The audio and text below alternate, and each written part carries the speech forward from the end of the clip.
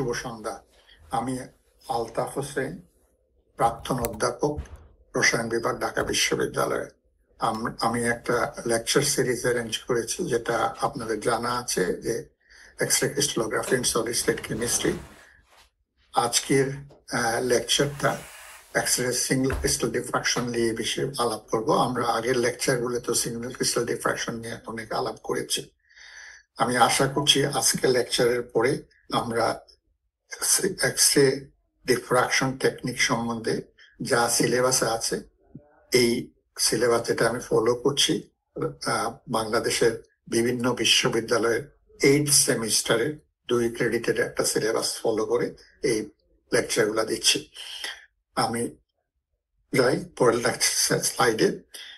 আমরা ডাটা কিভাবে কালেক্ট করতে হয় সেই নিয়ে অনেক আলোচনা করেছি।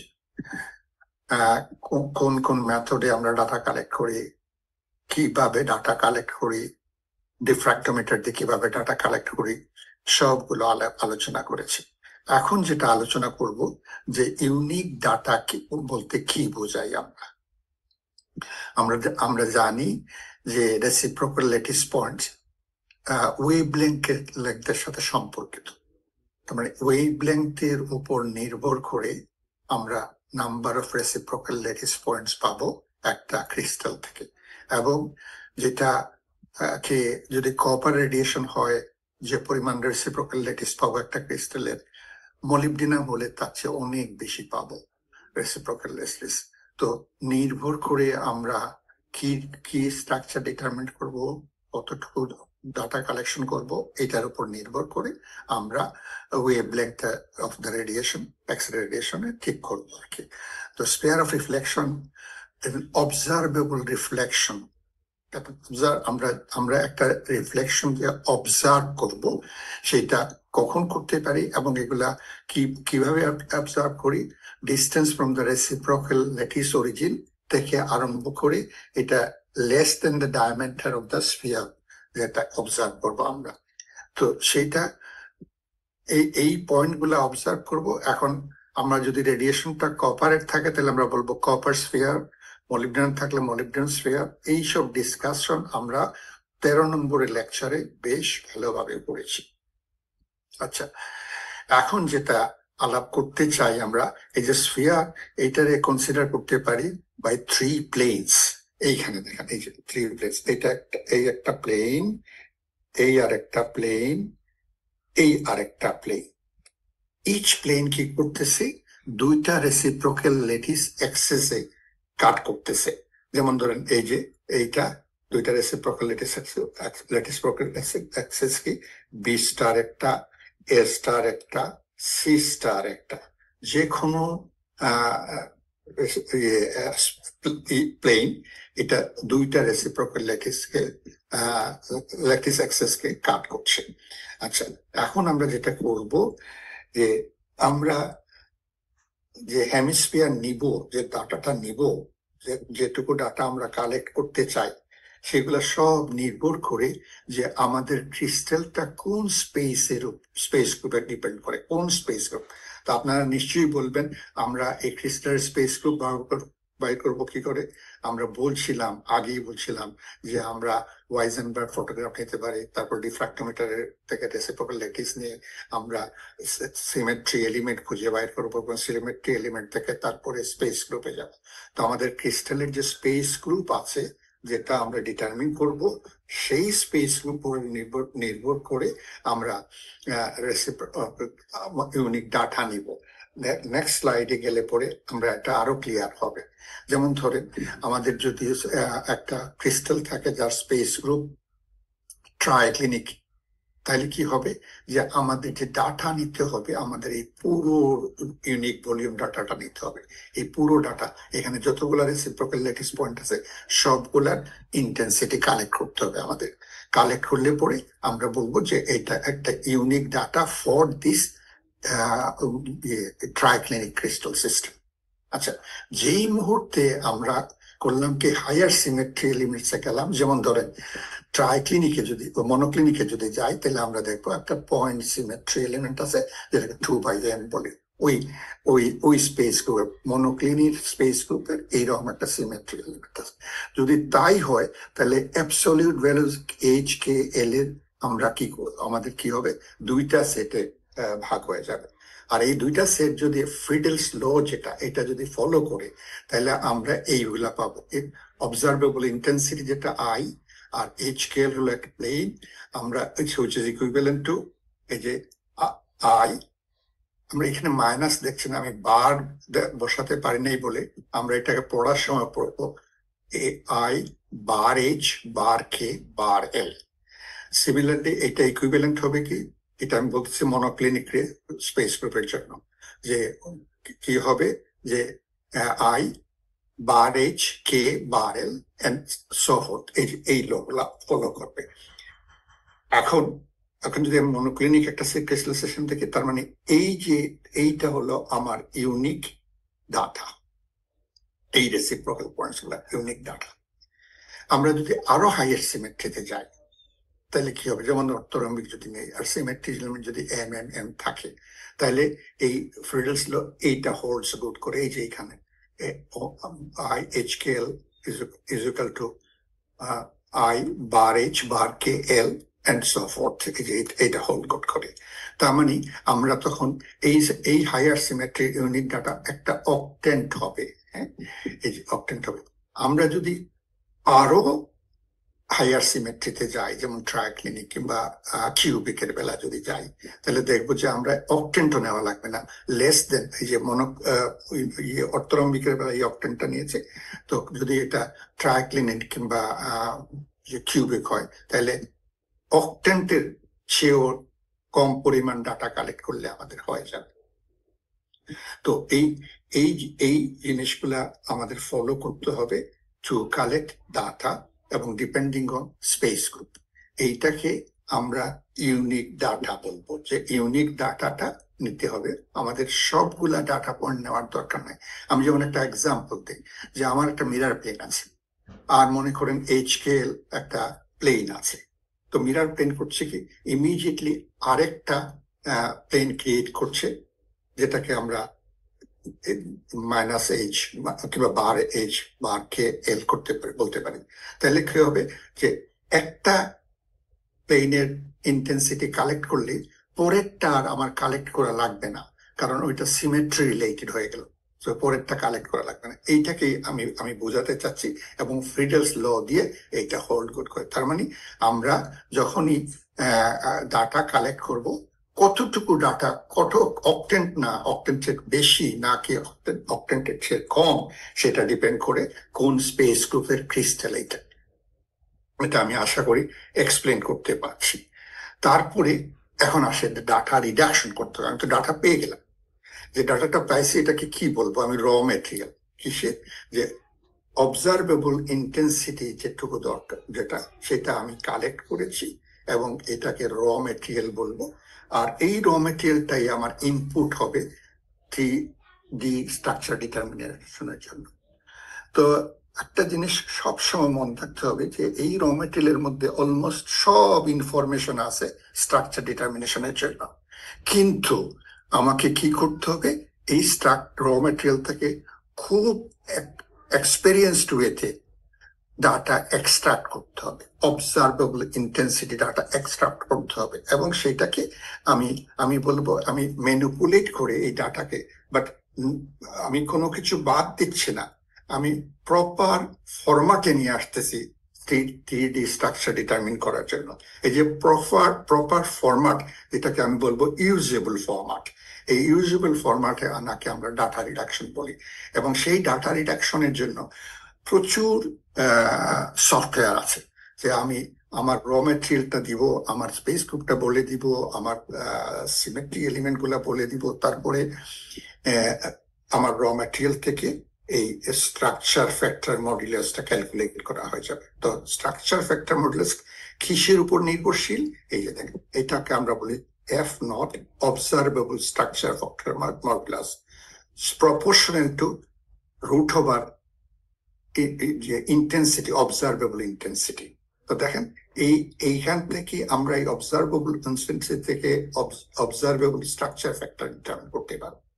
কিন্তু আরেকটা জিনিস এখানে খুব বেশি করে মনে রাখতে হবে, যে আমরা যদি স্পেস গ্রুপ জানি আর আমরা প্রবেবল অ্যাটমিক পজিশন যদি বলতে পারি, তাইলে কিন্তু আমরা এই intensity data, observable intensity data ছাড়াও ওইখান থেকে আমরা স্ট্রাকচার, ওই স্পেস গ্রুপ আর অটম পজিশন জানলে পরে আমরা স্ট্রাকচার মডুলাস ক্যালকুলেট করতে পারবো, এবং এটাকে এফসি মানে structure factor calculated, theoretically calculated, এই দুইটা আমরা করতে পারি, পেতে পারি। তো একটা হলো অবজার্ভড স্ট্রাকচার ফ্যাক্টর, আর একটা হলো স্ট্রাকচার ফ্যাক্টর থিওরিটিক্যালি ক্যালকুলেটেড। আমরা এখন এই observe structure factor for each plane যদি আমরা করি, তাহলে ওই যে রিলেশনটা আছে এটাকে আমরা কিভাবে করতে পারি, একটা প্রপোর্শনালিটি কনস্ট্যান্ট দিলাম, তারপরে ইন্টেন্সিটি HKL বাই কি LP স্কোয়ার রুট। তো এই এলপিটা কি, এল হলো একটা যে এটা লরেন্স ফ্যাক্টর, পিটা হলো পোলারাইজেশন ফ্যাক্টর, আর কেটা হলো প্রপোর্শনালিটি কনস্ট্যান্ট। এখন আমাদের লরেন্স ফ্যাক্টর কি, পোলারাইজেশন ফ্যাক্টর কি, এইটা সম্বন্ধে একটু জানতে হবে, জেনে আমরা ওই যে অবজারভেবল ইন্টেন্সিটি, ওই অ্যাবজর্পশন গুলা কারেকশন করবো। পোলারাইজেশন ফ্যাক্টরের জন্য কারেকশন করবো, লরেন্স ফ্যাক্টরের জন্য কারেকশন করবো। আচ্ছা, পরের স্লাইডে যদি যাই, 5 নম্বর স্লাইডে যদি যাই, তো পোলারাইজেশন ফ্যাক্টর কিসের উপরে ডিপেন্ড করে? এই যে পোলারাইজেশন ফ্যাক্টর ঠিক সিম্পল ফাংশন অফ 2θ, তাই না? Just a simple function of 2θ। তো এইটা যদি হয় সিম্পল ফাংশন অফ 2θ, তাইলে কি হবে, এই ডাটাটা যেটা আমরা অবজার্ভ করছি, কোন মেথডে অবজার্ভ করলাম এইটার উপর ডিপেন্ডেন্ট না, তাই না? এটার উপর ডিপেন্ডেন্ট না, এটা খালি ডিপেন্ডেন্ট কিসের উপর? 2θর উপরে। কিন্তু এটা মনে রাখতে হবে, আমাদের রেডিয়েশন যদি ক্রিস্টাল মনোক্রোমেটেড থাকে, যেটা স্ট্রিক্টলি মনোক্রোমেটিক ক্রিস্টাল যদি হয়, তাহলে হয়তো এটা এক্সেপশনাল হতে পারে। আচ্ছা, তো এই গেল পোলারাইজেশন ফ্যাক্টর। এটা আমরা যেই মুহূর্তে লরেন্স ফ্যাক্টর কারেকশনে যাব, তখন কি ধরনের টেকনিক ব্যবহার করে আমরা মেজারমেন্ট করছি সেইটার উপর নির্ভর করবে। যেমন ইকুই ইনক্লাইনেশন ওয়াইজেনবার্গ যদি হয়, তাইলে আমরা এটাকে ডিফাইন করব, লরেন্স ফ্যাক্টরকে ডিফাইন করবো sine theta by 2 sine 2θ into sine square theta minus sine mu half square root of this, I mean to say that. আচ্ছা, তো মিউটা যদি ইকুইভ্যালেন্ট সেটিং অ্যাঙ্গেল হয় আর জিরো লেভেল রিফ্লেকশন যদি হয়, তাহলে এটা রিডিউস হয় L is equal to 1/sin 2θ। আমরা এই এক্সপ্রেশনকে অ্যাপ্লিকেবল করব কিসে? জিরো লেভেল ওয়াইজেনবার্গ ফটোগ্রাফে, জিরো লেয়ার রিফ্লেকশন কালেকশনের জন্য অফ রোটেশন ফটোগ্রাফস, এগুলো আগে আলাপ করেছি।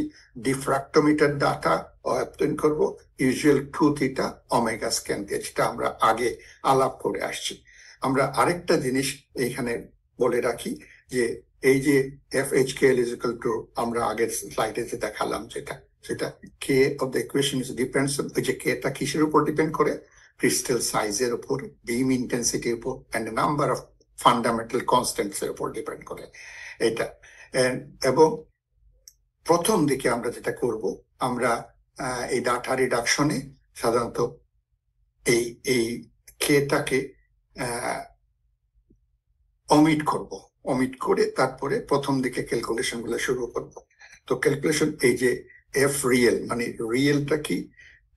K prime F observed which is equal to I HKL by Lorentz polarization correction, এটা। তো এই real F structure factor modulus calculated আগে আমরা কিছুক্ষণ স্ট্রাকচার নিয়ে F observed and F calculated এটা কম্পারিজন করব, কম্পারিজন করে তারপরে রিয়েল স্ট্রাকচার যাব। আচ্ছা, তারপরে স্লাইডে যেটা, এটা ইলেকট্রন ডেনসিটি ম্যাপ। এটা একটা খুব প্রয়োজনীয় জিনিস স্ট্রাকচার ফ্যাক্টর ডিটারমিন করার জন্য। এটা একটা স্কেলার কোয়ান্টিটি। আর ইলেকট্রন ডেনসিটি বলতে আমরা কি বুঝি? অনেক, আমরা ফার্স্ট ইয়ার গ্রাজুয়েট স্টুডেন্টরাও জানে যে probability of finding an electron in a infinitely small space, কোথায়? Around an atom or a molecule, তাই না? তো এক্সাক্ট লোকেশন আমরা বলতে পারবো না, প্রবাবিলিটি অফ ফাইন্ডিং ইলেকট্রন। তো এইটা মেজার করি আমরা, আর এইটার ইউনিটটা হলো ইলেকট্রন পার কিউবিক সেন্টিমিটার। আচ্ছা, এটা কি করি? কেমিস্ট্রি এন্ড ম্যাটেরিয়াল সায়েন্সের সাংঘাতিক প্রয়োজন। কি কারণে প্রয়োজন? মলিকুলার প্রপার্টিজ, কেমিক্যাল বন্ডস, তারপরে electrons distributor, high electron density region, এইগুলো সব found near atoms and bonds. তো ইলেকট্রন ডেন্সিটি ম্যাপের চেহারা এইরকম। এটাতে কি করা যায় যে অ্যাটমের পজিশন কোন জায়গায়, অ্যাটমগুলা যে অ্যাটমের পজিশন আমরা আগেই বলছি, এই পজিশনটা খুব প্রয়োজন আমাদের 3D স্ট্রাকচার ডিটারমিনেশন জন্য। তো ইলেকট্রন ডেন্সিটি ম্যাপ এটা একটা টেকনিক, ক্রিস্টালোগ্রাফি খুব বেশি ব্যবহার করা হয়। 3D প্লট করে ইলেকট্রন কনসেন্ট্রেটেড কোন জায়গায় আছে এবং তার থেকে আমরা অ্যাটম পজিশনটা ভিজুয়ালাইজ করতে পারি। আর এইটার জেনারেল এক্সপ্রেশনটা কি? এই যে জেনারেল এক্সপ্রেশন, আমরা rho x y z is equal to 1/v summation of h summation of k summation of l, এই তারপরে structure factor modulo h k l e -2 u over -2 i i h h x k x l x z k y l z. এইটা আমরা একেবারে Fourier সিনথেসিসের মাধ্যমে এই এক্সপ্রেশনটা নিয়ে আসতে পারি। এক্সপ্রেশন দিয়ে আমরা ইলেকট্রন ডেন্সিটি ইউনিট সেলে এক্সপ্রেস করি। আচ্ছা, তারপরে যেটা এই যে ইলেকট্রন ডেন্সিটি ম্যাপ পেলাম, তারপরে দেখা যায় যে আমাদের আর শুধু স্ট্রাকচার ফ্যাক্টর না, রাদার দ্যান মডুলাস তো আছেই, তারপর আনঅবজারভেবল ফেজেস আছে, যে ফেজ ডিফারেন্স যেটা আমি বলেছিলাম আমরা সিলেবাসে। তো সেইটাকে এই রিলেশন দিয়ে আমরা ক্যালকুলেট করি এবং কম্পিউটেশনের বেলায় এই ইয়ে করি, তারপরে আমরা ফাইনালি এই ফর্মে যেতে পারি। তো বিফোর আমরা একটা জিনিস আমাদের খুব মনে রাখা দরকার, ইলেকট্রন ডেন্সিটি ম্যাপ ক্যালকুলেটর করার আগে আমরা মোটামুটি স্ট্রাকচারের ইচ মডিউলাস এবং ফেজটা ডিটারমিন করব মডিউলাস কারেক্টলি। যদি তাই করতে পারি তাইলে আমরা পরবর্তী কাজটা করতে পারবো। এই যে লাস্ট ফিউ লেকচারের 20th 21st লেকচারসে আমরা কি করছি, basic concept of 3 dimensional structure determination of single crystal deal করছি। আচ্ছা, তো এখন আমরা একটা জিনিস দেখাই ক্লাস। এইটা নিশ্চয়ই আপনারা বুঝতে পারছেন এটা কি। এইটা একটা এক্স-রে টার্গেট টিউব, যেখান থেকে আমরা এক্স-রে জেনারেট করব। তারপরে এই যে দেখেন, এটা একটা ক্রিস্টাল, উডজাইট ক্রিস্টাল, একটা মিনারেল জিঙ্ক সালফাইড। এটার যদি আমরা সিঙ্গেল ক্রিস্টাল ডাটা নেই, লুকস লাইক দিস। আমরা যদি ডাটা কালেক্ট করি, এই যে reciprocal various reciprocal lattice points, তারপরে এটাকে আমরা এই যে প্রসেসের কথা বললাম প্রসেস করি। সিমিলারলি আমরা যদি পলিক্রিস্টালাইন ম্যাটেরিয়াল নেই, তাহলে এইরকম ফিল্মে আমরা গিনিয়ার ফিল্ম, এইরকম ফিল্মে আমরা রিফ্লেকশন গুলা পাই, যে রিফ্লেকশন গুলো পরে এটাকে ক্যালকুলেট করে আমরা স্ট্রাকচার ডিটারমিনেশন আমরা ডিফ্রাকশন স্ট্রাকচার ডিটারমিনেশনের জন্য ফাইনাল স্টেপে যাই। আচ্ছা, এইটা আমি যে ইন্টেন্সিটি, অবজারভেবল ইন্টেন্সিটি স্ট্রাকচার ফ্যাক্টরের মধ্যে রিলেশন দেখলাম, তারপরে যেটা লরেন্স কারেকশন করতে হবে, পোলারাইজেশন কারেকশন করতে হবে, অ্যাবজর্পশন কারেকশন করতে হবে, স্কেল ফ্যাক্টর, মাল্টিপ্লিসিটি ফ্যাক্টর, এইগুলো সব ইনক্লুড করার পরে আমি আমার স্ট্রাকচারটা সম্বন্ধে বলতে পারবো whether the determination of structure is correct or there are some fault thereby. হয়তো স্পেস গ্রুপ ঠিক হয় নাই, হয়তো অন্য অ্যাটমিক পজিশন ঠিক করতে পারে নাই, হয়তো লরেন্স পোলারাইজেশন কারেকশনটা ঠিক মতো হয় নাই ইত্যাদি। আমি এই যে একটা রেসিপ্রোকাল ল্যাটিস পয়েন্ট, এটাকে যদি আমরা এরকম ড্র করি, এইরকম ইন্টেন্সিটি পাই, এর মধ্যে একটা ব্যাকগ্রাউন্ড আছে, ব্যাকগ্রাউন্ডটা অফকোর্স রিমুভ করতে হবে ঠিক মতো করে, তারপরে স্ট্রাকচার ডিটারমিনেশন যাব। আমরা পাউডার ডিফ্রাকশন এই জিনিস দেখাইছি, এটা দেখানোর একমাত্র কারণ হলো এখানে যে আমরা অবজার্ভ ইন্টেন্সিটি আর ক্যালকুলেটেড ইন্টেন্সিটি দেখতেছি, এবং অবজার্ভ আর ক্যালকুলেটেড ইন্টেন্সিটির ডিফারেন্সটা এই যে এই প্যাটার্ন দিয়ে ডিফারেন্টটা বোঝাচ্ছি। আমরা যদি Fe3O4 এরকম করি, এবং রিটফেল রিফাইনমেন্টের মাধ্যমে Fe3O4 এর স্ট্রাকচার ডিটারমিনেশন করতে পারবো, বাট সব পাউডার ডিফ্রাকশন থেকে 3-ডাইমেনশনাল স্ট্রাকচার ডিটারমিনেট করা যায় না। কিন্তু প্রিলিমিনারি ইনফরমেশন পাউডার ডিফ্রাকশনের খুবই প্রয়োজন 3-ডাইমেনশনাল স্ট্রাকচার ডিটারমিনেশনের জন্য। আচ্ছা, এরপরে এটা ফাইনাল স্টেপ, কিন্তু আমি 2 মিনিট হয়তো বেশি লাগবে। এই যে লিনিয়ার রিস্কেল ফ্যাক্টর, এটা কিংবা রেসিডুয়াল ইন্ডেক্স বলে আমরা, এর ডেফিনেশনটা এইখানে দিয়েছি, কিভাবে ডিফাইন করি আমরা এটাকে। the summation of calculated structure factor by summation of observed structure factor, কিংবা এই রিলেটিভ রেসিডুয়াল ইন্ডেক্স কে এরকম প্রত্যেকটা রিফ্লেকশন বাই রিফ্লেকশন এগ্রিমেন্ট দেখি আমরা, থিওরিটিক্যাল এন্ড অবজার্ভ মধ্যে দেখি, তারপরে ডিফারেন্স নিয়ে এই যে আর ইন্ডেক্সটা বাইর করি। তো আমরা যদি সামারাইজ করি তাহলে কি দাঁড়ালো, যে আর ভ্যালু যদি 0.5 এর কাছে পাই, 0.45 এর কাছে পাই, আমরা খুব মনে করতে পারি যে suggested structure may be correct, আমরা আদার প্যারামিটার্স দেখে ইয়ে করবো। আর যদি এটা 0.35 এর কাছাকাছি আসে, আমরা বেশ হোপফুল যে আমরা এইটা একটা স্ট্রাকচার সলিউশনটা করতে পারবো। আর যদি 2.25 স্ট্রাকচার বেশি থাকে এবং স্মল অ্যাটমিক শিফট যদি করি ধরি, তাহলে মনে করতে পারবো যে থার্মাল প্যারামিটার করলে আমরা স্ট্রাকচারটা ডিটারমিন করতে পারবো। আর ভ্যালু যদি 0.1 থেকে 0.06 এর মধ্যে থাকে, তাইলে আমরা বলবো যে স্ট্রাকচার রিফাইনমেন্ট এবং স্ট্রাকচার ডিটারমিনেশন ইজ পারফেক্টলি ওকে। আচ্ছা, এখন আমরা যখনই স্ট্রাকচার ডিটারমিন করি, তখন এই প্যারামিটার গুলা আমরা ধরেন আমরা পাবলিশ করতেছি, এই প্যারামিটার গুলো, যেমন সালফামারাজিন যেটা একটা, কিংবা নিকেল কমপ্লেক্স, এদের এই প্যারামিটার গুলা দিয়ে আমরা কনক্লুশনে আসবো যে আমার স্ট্রাকচার ডিটারমিনেশনটা কারেক্টেড ওর দেয়ার আর সাম এরোনিয়াস। রিসার্চাররা এইটা দেখে, এই জিনিসটা দেখে তারা বুঝতে পারবেন স্ট্রাকচারটা কতটুকু কারেক্টলি ডিটারমিন করা হয়েছে। যারা ওর মধ্যে কিছু ইনফরমেশন গ্যাপ কিংবা মনে করেন যে কোনো ধরনের ফল্ট ইনহেরিটেড আছে, তখন তারা এটাকে আবার রিফাইন করেন, এবং রিফাইনমেন্ট যদি এই যে রিপোর্টেডটার চেয়ে বেশি ভালো হয়, তখন তারা এইটাকে রিপোর্ট করেন আবার। এইভাবে আমরা স্ট্রাকচার ডিটারমিন করি। আমি লাস্ট স্লাইডে যাচ্ছি, যে আমরা বলছিলাম যে সিলেবাসটা ফলো করতেছি, তাতে 7টা চ্যাপ্টার আছে। দেখেন, 5টা তো শেষ করেছি, 6 নম্বর চ্যাপ্টার যেটা ছিল সিঙ্গেল ক্রিস্টাল কি জিনিস, কিভাবে গ্রো করি আমরা, কিভাবে চুজ করি, এই সব আলাপ করেছি আমরা। এই আলাপের মধ্যে আরেকটু বলতে চাই যে আমরা যদি স্টাউট এন্ড জেনসেনের বই নেই, ওইখানে ইউনিক ডাটা কি জিনিস, ডাটা রিডাকশন কিভাবে হয়, ইলেকট্রন ডেন্সিটি ম্যাপ, কত ফোরিয়ার সিনথেসিস, সবগুলা আরো অনেক ডিটেলস আছে। অনেক ডিটেলস দিতে গেলে এটা ওই যে দুই ক্রেডিট আওয়ারে এটা কমপ্লিট করা যায়। জাস্ট একটা বেসিক নলেজ দেয়া, তারপরে যারা ইন্টারেস্টেড তারা বাকিটুকু পড়ে নেবে।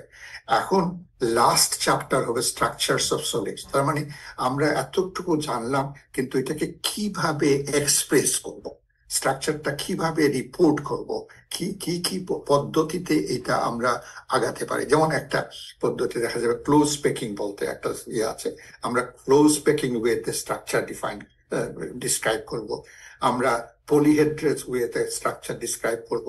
তবে এইসব জিনিস এই লাস্ট চ্যাপ্টারে আছে, এবং বলা হচ্ছে যে আমরা structure of some inorganic solid, যেমন সব hundreds and thousands of inorganic solid, millions of আছে, আমরা কতগুলা খুব কি ইম্পর্টেন্ট সলিডের স্ট্রাকচার কিভাবে ডিসক্রাইব করা হয় সেটা নিয়ে আলাপ করব, এইখানে লেখা আছে। তারপরে কিছু অর্গানিক সলিডস, যদিও অর্গানিক সলিডস এর এনএমআর এর সাহায্যে স্ট্রাকচার ডিটারমিন করা হয়, এইরকম এক্সরে সাহায্যে অর্গানিক সলিডস পাওয়া যায় না, বিকজ বেশিরভাগ ক্ষেত্রে সম্ভব হয় না, বিকজ অর্গানিক সলিডস প্রায় দেখা যায় খুব লাইট এলিমেন্ট আছে। তো লাইট এলিমেন্ট গুলো দিয়ে আমরা ইলেকট্রন ডেন্সিটি ম্যাপ করা বেশ কঠিন। কিন্তু আজকালকার যুগে অনেক আগাইছে x-ray crystallography, electron diffraction crystallography, এই কারণে প্রচুর অর্গানিক সলিডস এর স্ট্রাকচার, 3-ডাইমেনশনাল স্ট্রাকচার ডিটারমিন করা হচ্ছে। এইটুকু বলে আমরা নেক্সট চ্যাপ্টার যেটা ক্লোজ প্যাকিং হবে ওটা আরো ইন্টারেস্টিং আপনাদের কাছে, তখন আরেকটু ভালো করে বুঝতে পারবেন কিভাবে মানুষ স্ট্রাকচার ডিসক্রাইব করে। আপনাদেরকে অনেক অনেক ধন্যবাদ এতটুকু শোনার জন্য। আমি বারবার বলছি, আমি সবসময় যেটা করতেছি এখানে বেশিরভাগ ক্ষেত্রে 3 ডাইমেনশন আনতেছি, কিন্তু 2 ডাইমেনশনালি দেখাচ্ছি, আর একটা ডাইমেনশন আমরা বলতেছি যে ইমাজিন করার জন্য। প্লেন অফ পেপার 2 ডাইমেনশন, মনে করেন এ আর বি আছে, সিটা ঠিক perpendicular to this plane of paper, যে এটা ইমাজিন করে নিতে হবে, নিলে পরে তারপরে you can understand it better. অনেক অনেক ধন্যবাদ আপনাদেরকে।